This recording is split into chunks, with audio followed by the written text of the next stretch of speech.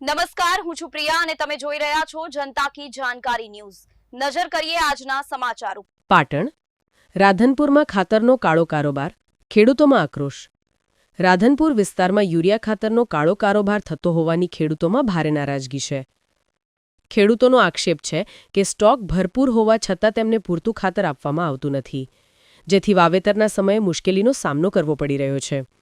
એરંડા, રાયડા, જીરું સહિતના મહત્વના પાક માટે યુરિયા જરૂરી હોવા છતાં ખેડૂતોને લાઇનમાં ઊભા રહેવું પડે છે।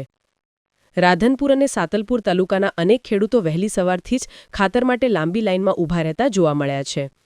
ખેડૂતોનું કહેવું છે કે વાવેતર માટે ખેતરમાં જવું કે ખાતર લેવા માટે લાઇનમાં ઊભા રહેવું એવો વિકટ પ્રશ્ન ઊભો થયો છે।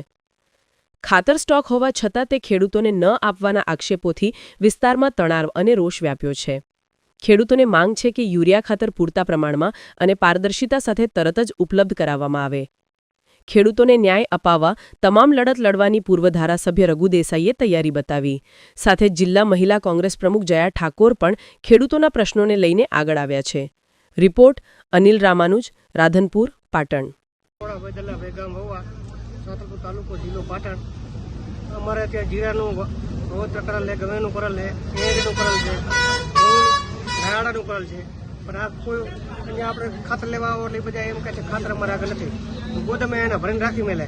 અત્યારે અમારે 80 થેલીની જરૂર છે, મોટા મોટા ખેડૂત છે, હાલમાં ગાડીમાં પહોંચ પડી છે। આ ભાઈ બધા જોઈને આવ્યા છે અને આ ભાઈ ના પણ અમે તો પાદરાજને પહોંચાય 60 કિલોમીટરથી અહીંયા અમે રાધનપુર આવ્યા છે। અત્યારે અમારું ગામ 60 કિલોમીટર જેટલું હોય નહીં, એના ખારી બજારમાં બધા સાંજે રાત્રે ખાતર બધાને આપી જાય અને પછી એ નોરા પાઘડી કરીને ધમકી આપો તો એ રહી આપણે એમ નથી દેવો, જવા જો તમારે સહાય કરો એમ।